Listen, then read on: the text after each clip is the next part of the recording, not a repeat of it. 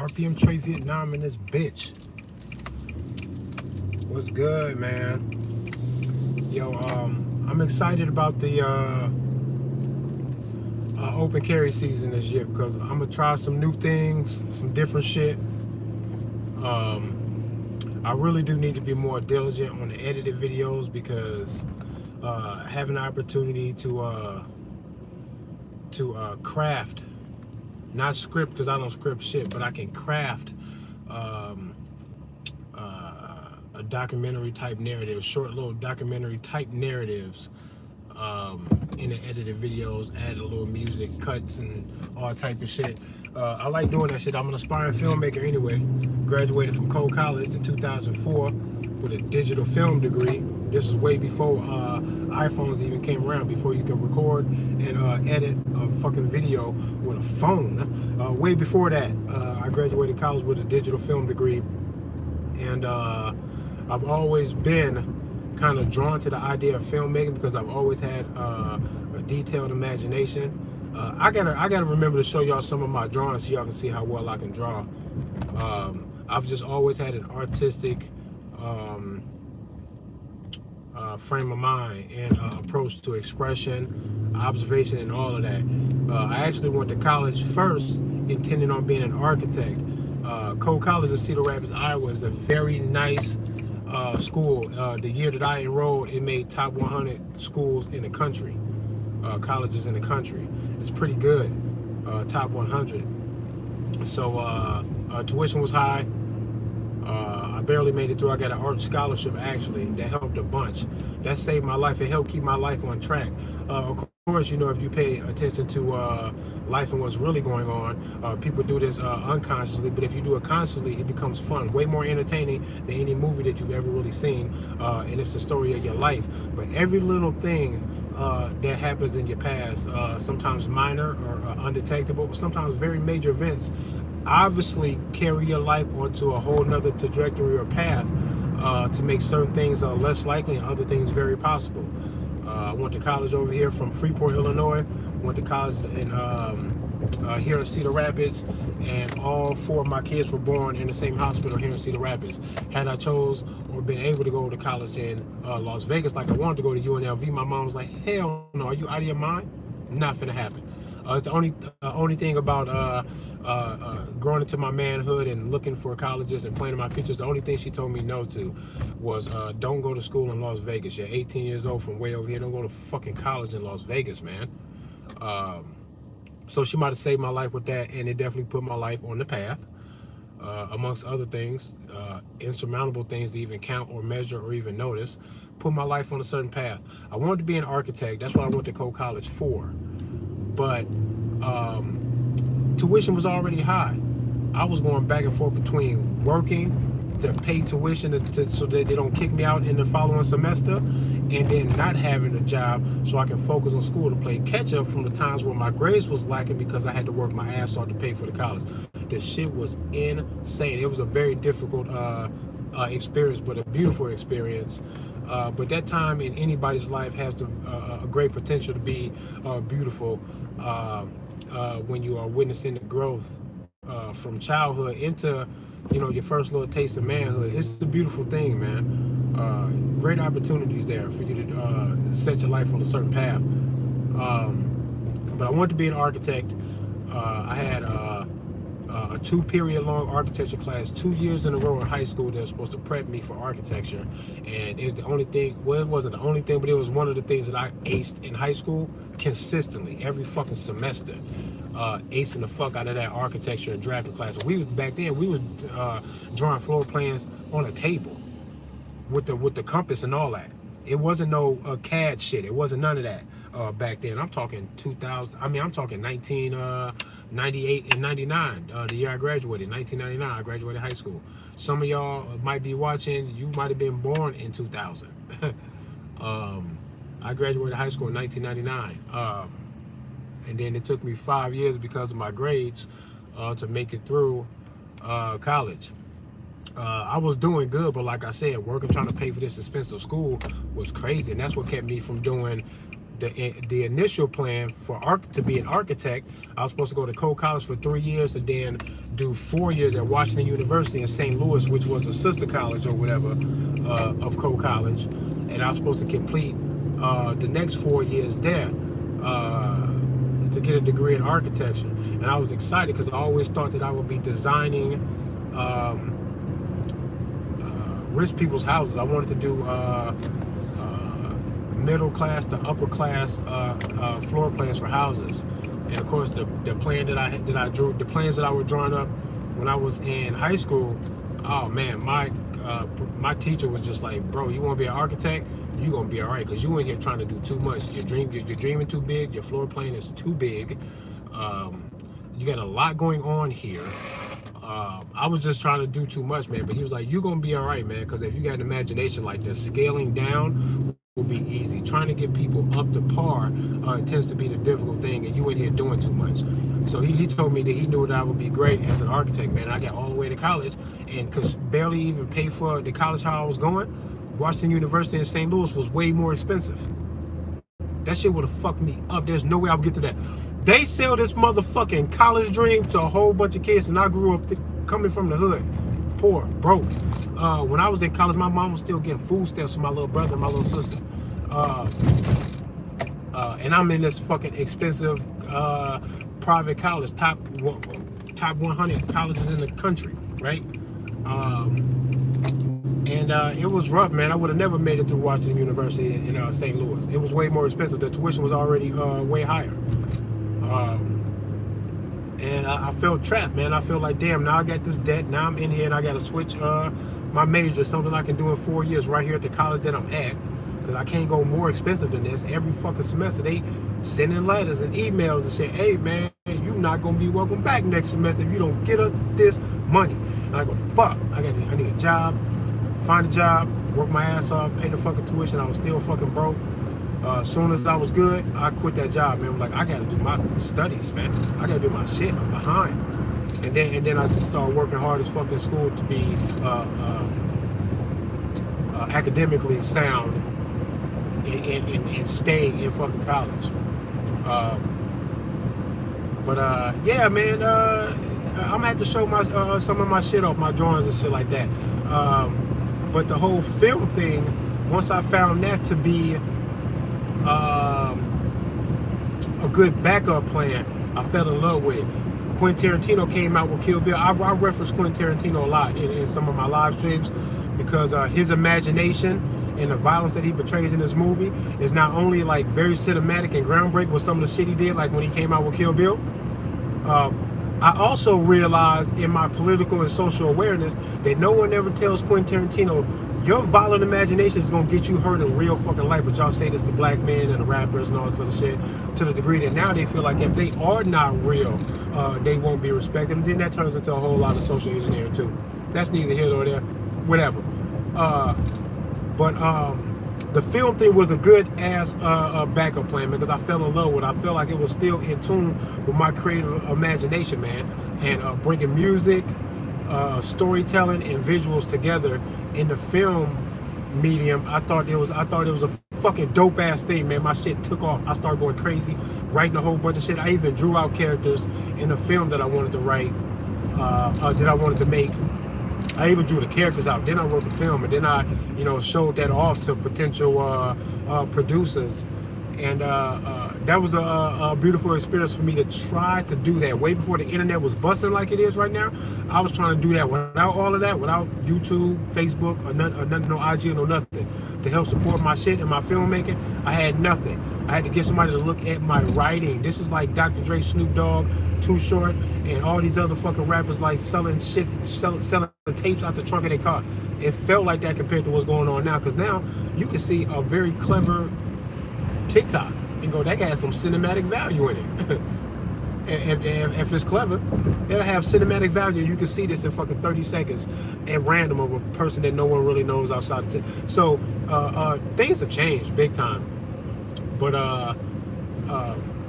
that's just a little bit tangent, just about who I am, where I come from, with all this shit. And that I brought that up really because somebody said in the comments on one of my shorts that it seemed like I want to be in the movie so bad because of the cinematic qualities in this YouTube short that I made. And I told him, hey man, that's funny that you should say that, because you can see that kind of inspiration in the YouTube short that I did, because I'm an aspiring filmmaker, man. I got movie ideas that will blow your mind.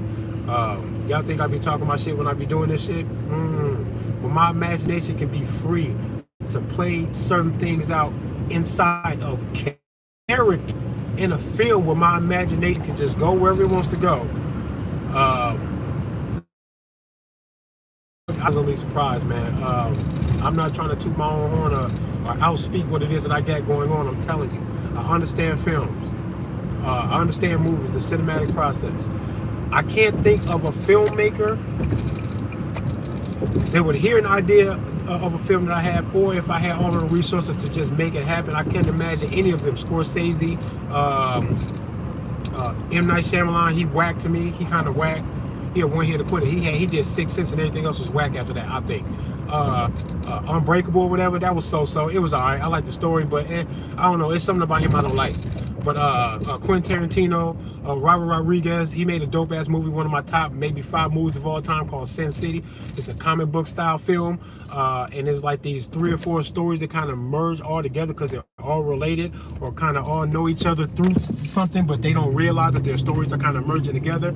I think that is my top 5 movies of all time. Sin City. Robert Rodriguez movie. Quentin Tarantino actually guest directed and kind of helped out and did a little something to it, put his flavor on it. But it's a very interesting movie. If you haven't seen it, you should go check it out. The filming quality and all of it is just fucking amazing. Fight Club is in my top 5 for sure. There's a weird movie with Jim Carrey in it called Eternal Sunshine of the Spotless Mind, and it's about a breakup, a couple breaking up. If you haven't seen that movie, it's emotional, the way it's filmed and the idea and everything, the storytelling. It's a brilliant movie. I think the shit is fucking dope. There's a little bit of futuristic qualities about this business that they visit in the movie. I won't give it away, but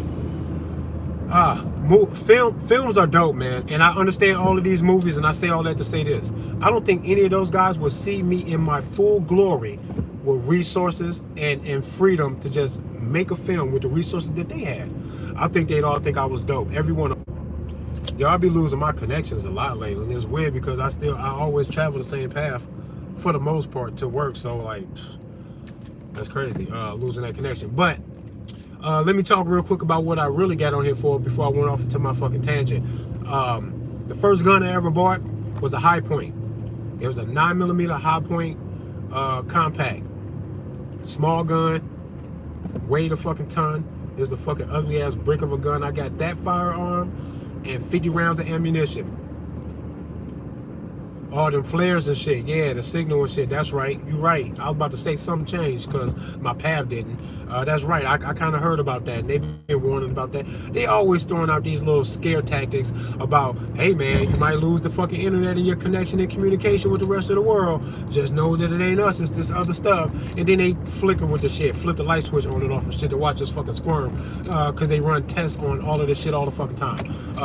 Even if it's benevolent and they want to know what they need to do to help us do that if it happens, even if it's benevolent, fact of the matter is they're testing things and planning for things, and if they stand to benefit from these things playing out in that way, I'm going to blame them because I don't trust them, and I don't give a fuck if I'm wrong, period. Back to what I was saying though, the High Point ugly ass fucking gun, I bought that thing at 50 rounds of ammunition for $150 fucking dollars. Cheap ass, whack ass fucking gun, but the shit will bang, and if you need to protect yourself, now you have something.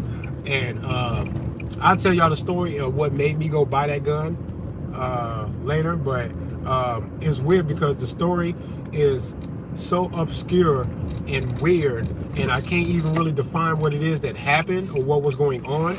But I was approached by someone who threatened me in a very odd way, and it was a stranger too, which I thought was weird because beef like this should be personal. I don't know what the fuck happened, but I'll tell you guys the story some other time. But the threat was so deep and dark that I went and got a gun shortly after that. Within a couple of weeks, I had a gun. and it was the first gun I had ever bought. Weird fucking story. But what's so crazy is that would not have happened. I wouldn't have been thrown into gun ownership at the time that I did, and then learning about different political things at the same time, and all kind of merged together. If there's anything at all about the universe intentionally carving things out for people, I don't know how intentional it is. Um, there's a law of attraction, polarity, and all types of other things that if you know the 7 Hermetic principles, you could try to work that into examining your life's path, and all of a sudden things stop looking so completely random. Then you realize that at the very least, if it's not intentional, but that there may be the law of attraction and making certain things more probable when you start taking certain paths in life. And that shit happening to me when I don't know where it came from. I don't know who the guy is. But it had an effect on me where I went and got a gun 2 weeks later. That set me off on my path. Had that not happened to me and I had not bought that gun right then and there, I don't know, as a fucking normie, if I would have been inspired, or even at the right time. If so, maybe I would have died before I've gotten the inspiration.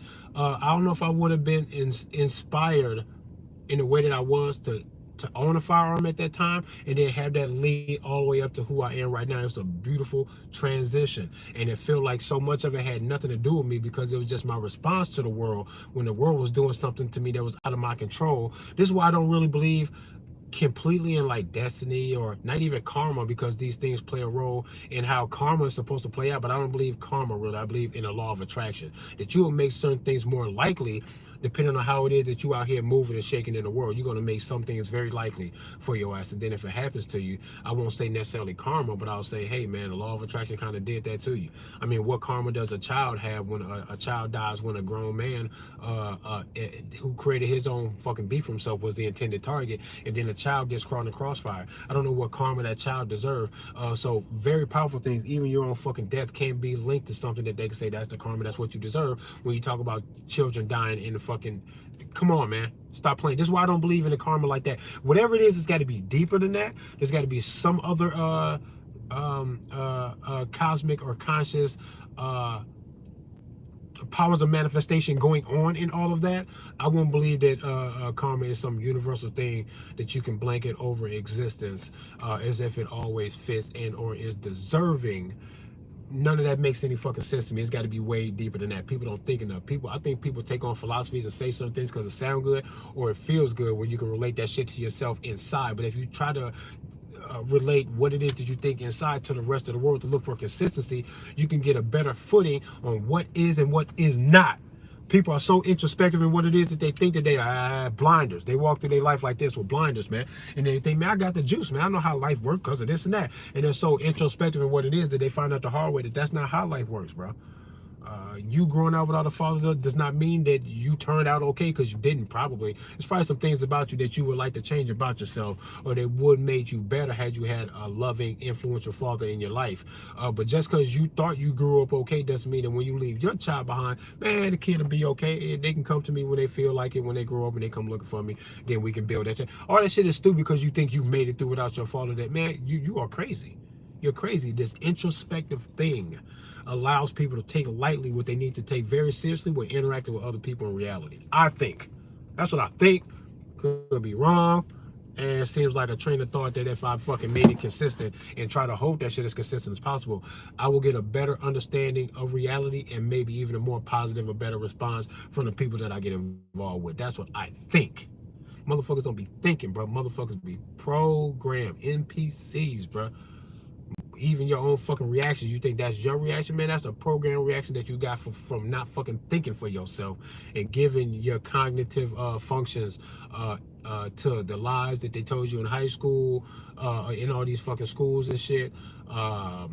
Childhood trauma you haven't addressed, friends and relationships that you build with people who got childhood trauma that they never addressed, and then you build this fucking worldview, man, and it all comes from a whole lot of childhood trauma and abuse, man, that people don't ever address. I think that's what's wrong with almost the whole world, really. All of the things that we find really to be wrong in the world, I think it stems from childhood traumas.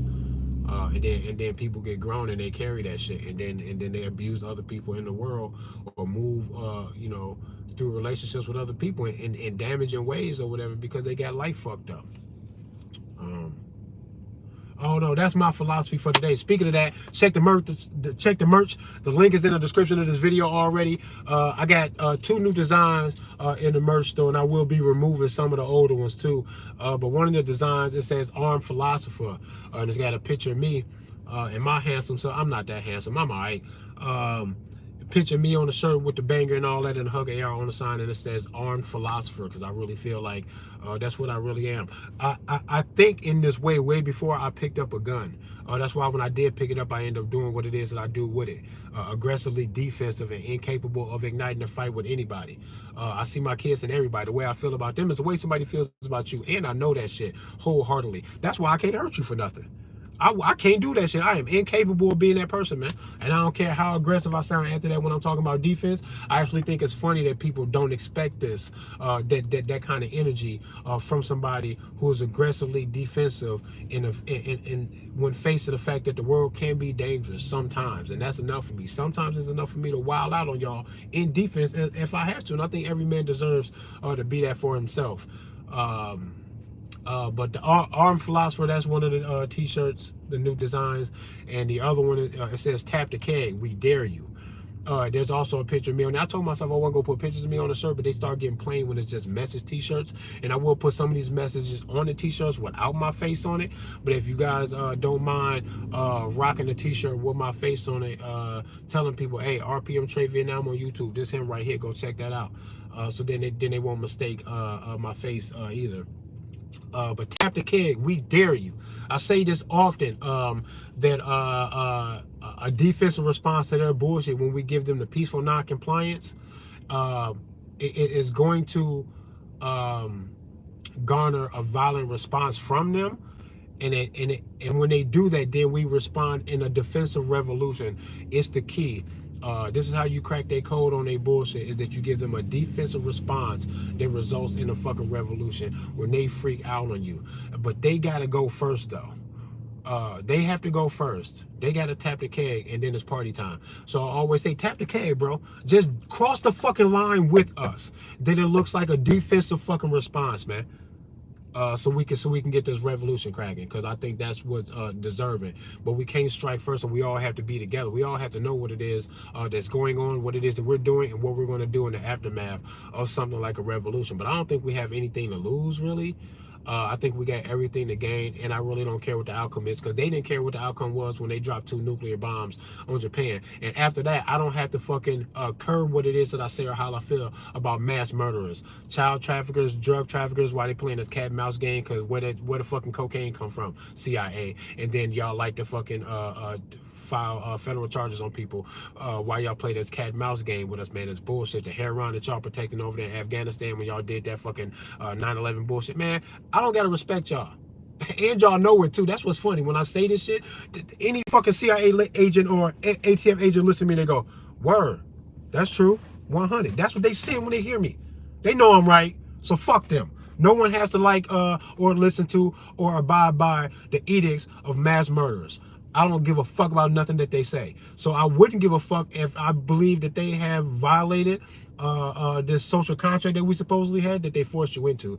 Contracts can't even be enforced if you were forced through non-disclosure, force, threat, coercion, and all types of shit that they do to you to get you into these contracts, like a driver's license. That's a contract. You don't got to do shit but not hurt nobody. Everything else, they playing the game with you, then you agree. That's why when they write you the ticket, they're surprised when you upset. They going, motherfucker, you agreed to play a game that we're playing. Where I get the dollar amount for this speeding ticket and you ain't even hurt nobody? Somebody made it up. Just paid me the $175, man. Like, how come I don't got to give you $1?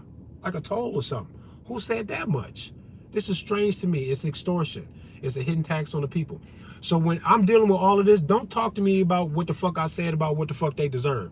They know they deserve it. Their oath of office painted it out for them in vivid colors. And I thought that they understood that when they took that oath, that they fucked it up, that we would fuck them up for fucking it up. That ain't what happened? Who out there can say no, Trey? That's not what was supposed to be the deal at all. That is supposed to be the deal. This is simple shit. You don't got to be a constitutional lawyer to understand that. So since we all know that I'm right when I say that, now you got to ask yourself if they fucked it up and they deserve to get fucked up for it. Yes or no? Man, the answer is yes, man. This is super easy. This shit is easy as fuck. What up, Mikey? Quinn, what up? Nunya from Texas, what up? It is our fault that all of this shit is going on like that. We shouldn't have been so goddamn dependent. Mikey says, that's spot on. I'm pretty sure I'm like kind of spot on with almost everything I say, and I don't want that to be ego. I break this shit down so simple that when I say this shit, I'm assuming that you already knew it because it's way too simple. I bet y'all know this stuff. I'm not smarter than y'all, especially if you in here rocking with me. I ain't even smarter than you, bro. I just happen to be saying this shit so often and so fucking loud and so clear that I have an opportunity to change the minds of the people that don't understand yet. That might make me a little bit special if y'all not really articulate like that or willing to put in the work to be doing exactly this. But y'all know what the fuck is going on. I'm not that smart, bro. I'm just brutally honest, and I'm constantly looking and asking, what is this? What is this? What is this? And then when I think I see what it is, I just say it, say it, say it. That's it. I ain't that fucking smart, bro.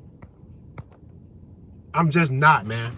I can think of a whole lot of shit that I don't know or understand that I wished I did. And then I realize that I'm not going to put in the time or effort to try to understand it. Then I go, man, there's knowledge out there about certain things that I don't have. And it's making me feel like, goddamn.